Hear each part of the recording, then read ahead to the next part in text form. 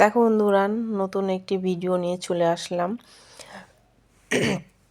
ভিডিওটি না কেটে পুরো ভিডিওটি দেখো। খুব সুন্দর একটি ভিডিও।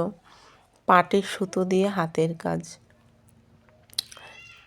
সুতোগুলোকে প্রথমে এক সমান মাপে কেটে নেওয়া হলো, নিয়ে তারপরে দেখো হাতে কাজ করা হচ্ছে।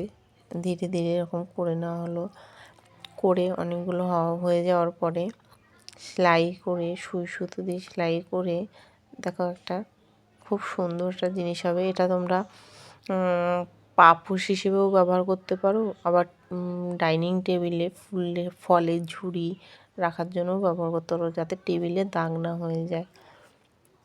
ভিডিওটি ভালো লাগলে প্লিজ চ্যানেলটি সাবস্ক্রাইব করে দিও।